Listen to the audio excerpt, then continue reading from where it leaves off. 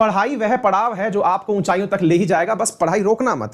ये तो बहुत कॉमन सी बात होगी, ये कौन बताता है? बचपन से सुनते आ रहे हैं, घर वाले कह रहे हैं पढ़ लिख लो तभी तो बनोगे कामयाब। अब पढ़ लिख लो तभी बनोगे कामयाब, ये तो बहुत बार सुना है, लेकिन क्या वाकई में ऐसा होता है क्या कि पढ़ने लिखने से कामयाब बनते हैं? क्योंकि जिस तरह का स्टैटिक्स हमें दिखाया जाता है उसे देख करके तो हमें ये लगता है कि यार पढ़ने लिखने के बाद सरकारी नौकरी मिल गई तो कामयाब है, अदरवाइज तो फिर कामयाबी किसी बात की है।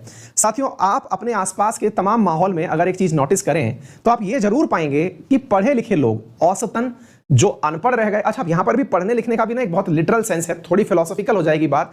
मैं आपको वो लिटरल सेंस में पढ़ाई की बात नहीं कर रहा हूं कि आप ये याद कर लें कि एंटीगुआ की राजधानी क्या है, कि बारबुडा की राजधानी क्या है। मैं ये पढ़ाई तो होती ही है। असल में यहां पर पढ़ाई का मतलब है कि पढ़े तो सही लेकिन गुणे नहीं। गुणे का मतलब आपने पढ़ाई तो करी लेकिन आपके अंदर फीचर आए ही नहीं पढ़ाई वाले, तो आपकी वो पढ़ाई व्यर्थ है। क्योंकि मैंने आपसे अक्सर कहा है कि बहुत सारे अधिकारी बनने के बाद भी पद से हटा दिए जाते हैं। रिसेंटली आपने काफी सारे ऐसे उदाहरण देखे हैं जिसमें कि कई कलेक्टर्स को किसी ना किसी चलते कोई उन्होंने पब्लिक में ऐसा ऑफेंस किया जिसके चलते उनको अपने पद से हाथ धोना पड़ा। तो अब अल्टीमेटली मुद्दा यह है कि जो भी आप पढ़ रहे हैं उससे आपका पूर्ण विकास हुआ या नहीं, यानी कि आपने पढ़ाई तो करी लेकिन पढ़ाई को अपने अंदर आत्मसात किया या नहीं, अपने अंदर इनर सोल में उसे उतरने दिया या नहीं। आप पूछेंगे सर इसका क्या मीनिंग होता है? साथियों, हम में से बहुत सारे लोग पढ़ते हैं लेकिन पढ़ने का महत्व बहुत कम लोग समझते हैं। बोले कैसे? कई बार आप में से अधिकांश पढ़ते विद्यार्थी को लगता है कि जिस दिन मेरा एग्जाम क्वालिफाई हो जाएगा उसी दिन जाकर मैं लायक बनूंगा। लेकिन चलिए एक रिवर्स थॉट प्रोसेस देता हूं, थोड़ी सी कहानी है, जरूर सोचिएगा और विचार करके मुझे बताइएगा। क्या कभी आपको लगा है कि अपन अक्सर अखबारों में न्यूज मीडिया के माध्यम से एक बात सुनते आते हैं और वो बात होती है कि रिक्शा चालक का बेटा आईएएस बना, फिर आप सुनते हैं कुली का बेटा कुछ बन गया, यानी आप बहुत ही नॉर्मल घर के लोगों को बहुत बड़े पद पर सेलेक्ट होते हुए सुनते हैं। फिर आपके दिमाग में एक बहुत बेसिक सा सवाल आना चाहिए, जो मेरे भी आता है और आपके भी आना चाहिए, कि यार जब कलेक्टर कोई मतलब शहर का बनेगा, कोई बच्चा आईएएस बनेगा और जब ये कलेक्टर के पद तक पहुंचेगा तब इसे एक बहुत बड़े शहर के ऊपर शासन करना होगा, क्योंकि इसको उस शहर की सारी सुविधाओं का, सारे के सारे विभागों का ख्याल रखना पड़ेगा। शहर में अमीर हैं, गरीब हैं, पिछड़ा है, वंचित हैं, सबका ख्याल रखना होगा। यही गरीब घर का लड़का एक दिन जाकर के उस राज्य के सर्वोच्च पद पर जाके बैठेगा, है ना भाई? जो मुख्य सचिव होता है उस पर भी यही बैठेगा, यानी कि सरकार क्या नीतियां बनाए उस राज्य की ये भी यही निर्धारित करेगा।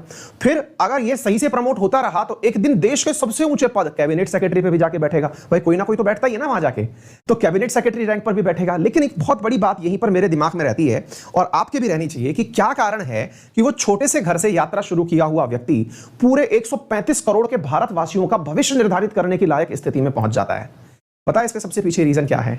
इसके पीछे रीजन ये नहीं है कि उसके पिताजी ने उसको दुनिया की सच्चाई बचपन में ही दिखा दी थी, नहीं।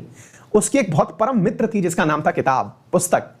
और वो जो पुस्तक थी ना, वो उसकी इतनी जबरदस्त मित्र थी कि उसने जब जब पुस्तक के साथ अपना मन लगाया, उस बुक के साथ अपना मन लगाया ना, उस बुक ने उसको पूरी दुनिया घुमाई।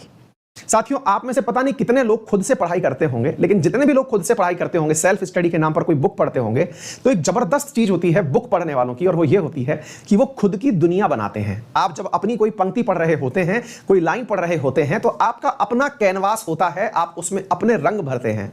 आपने अगर कोई किताब पढ़ी, उसमें कोई कहानी है, तो आप उसमें हीरो किसको चुनेंगे इसकी आजादी होती है। उस बुनती हुई कहानी में आप किस प्रकार का वहां पर जेस्चर रखने वाले हैं, किस प्रकार की ड्रेसेस रखने वाले हैं, क्या बैकग्राउंड रखने वाले हैं, ये आपका मन इमीडिएटली बनाता है। अगर मैं आपसे अभी एक शब्द यूज करूं और बोलूं रणबीर कपूर, तो आप बिल्कुल भी मिस नहीं करेंगे शाहरुख खान से। मैंने जब रणबीर कपूर बोला, आपके दिमाग में रणबीर कपूर ही आया, शाहरुख खान नहीं आया। हमारा दिमाग है ना, इमेजिनेशन करता है। हमारा दिमाग कभी भी ऐसे नहीं चलता कि वो ब्लैंक चल रहा हो। और साथियों, जब आप किताब पढ़ते हैं और वो जो इमेजिनेशन खुद से बुनते हैं, आप उसमें एक ऐसे राज्य का निर्माण भी कर चुके होते हैं जिसके राजा आप खुद होते हैं। और वही राजा जब राज करने निकलता है तो क्या कैबिनेट सेक्रेटरी, भैया वो डोनाल्ड ट्रंप छोड़िए, बाइडेन का पद भी लेकर के बैठ जाए ना, तो भी दुनिया पर राज कर सकता है। तो पुस्तकें मजाक नहीं है, पुस्तकें आपकी वो दोस्त हैं जिन्होंने आपको इतनी फ्रीडम दी है कि आप मन के राजा हैं और अपनी चीजों को बिल्कुल धरती पर उतारने के लिए तैयार हैं। इसलिए दुनिया के जितने भी सफलतम व्यक्ति हुए हों, उन्होंने पुस्तकों को अपना सबसे प्रिय मित्र बनाया। अगर समय दिया तो किताबों को दिया, इंसानों को नहीं।